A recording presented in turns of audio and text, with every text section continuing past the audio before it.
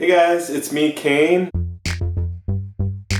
So I've always been interested in film ever since I was 13, and my mom bought this photography camera, but it had this little electronic LCD screen. Fell in love with motion and how things moved in front of the camera. I tried to copy like Britney Spears' music videos, and I forced my cousin to act in them, to lip sync. I edit on the weekends, and my mom was like, what the heck? Why is this kid not playing outside? In college, my sister convinced me to do biology. I took like a chemistry class and a math class and got C's in both, and I was like, nope, this is not for me. I tried law for like a quarter, books were like this big, and I'd fall asleep just reading like a sentence or two. I just took some film classes and I was like, why the heck did I not start studying film? I love this. So after college, I got a few opportunities to do some music videos for some local artists. I had met Julie in college and I was like, hey, do you want to be in some music videos? She agreed to do it. A while later, she asked if I wanted to direct this documentary about Asian Americans in new media. I was like, sure. We all had no idea what we were getting into. 5 years later, we birthed out a documentary called Uploaded, the Asian American Movement. I produced it and directed it, oversaw the editing of it. Posters back there. One of the craziest experiences of my life. We interviewed over 60 really influential people in the arts. Wong Fu, Kim Jumba, my son, Happy Slip, Freddie W. After that came out, I got to tour the country, hold workshops at Princeton, like what? UPenn, Atlanta, and Ohio, and like Colorado, and there's this Vietnamese channel called SBTN. Many, if not all, older Vietnamese people watch this channel, and I was on it. Someone was interviewing me. I got to bring my mom. She fangirled over the set and over the person interviewing me. That's the first time where my mom was like, that's cool. Julie and I were like, hey, why don't we work on a YouTube channel together and like build it up? Within the time frame of 2 years, we shot so many cool dance videos and wrote sketches and worked with Canon, Tamagotchi on branded videos and YouTube Space LA and just like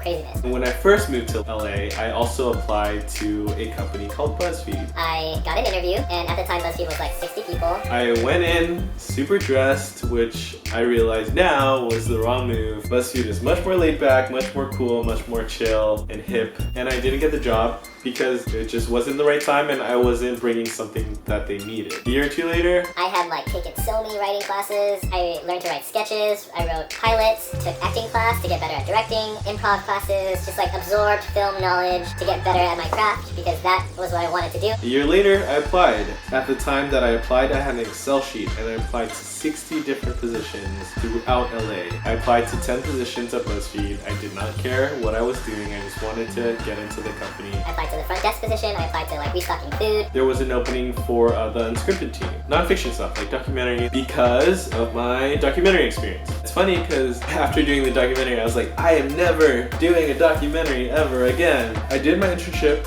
under the unscripted team. I made some really cool stuff. Like about Asian American, like Asian parent sacrifices. I'm Asian but I'm not. Like I created that format and it became a thing. People made like I'm Latino but I'm not. I'm bipolar but I'm not. After the 4-month internship, I joined and did the fellowship for 3 months and then I got hired. And then I got hired doing both scripted and unscripted things. So cool because I love doing scripted stuff. I've been at BuzzFeed for a year and like 2 months now and it's been a crazy ride. I don't even know how many videos I've made. The last I counted, my views were at around 300 million. It's hard to comprehend the numbers that BuzzFeed gets. It's just nice hearing the feedback and seeing how your videos have changed people's lives. And that's the whole reason why I want to make videos. Make people smile, make people cry, make people feel emotions. If you had any questions about my journey or any advice, comment below. I'll post some links below that you can check out. I keep my BuzzFeed Kane on Facebook up to date. See you guys soon.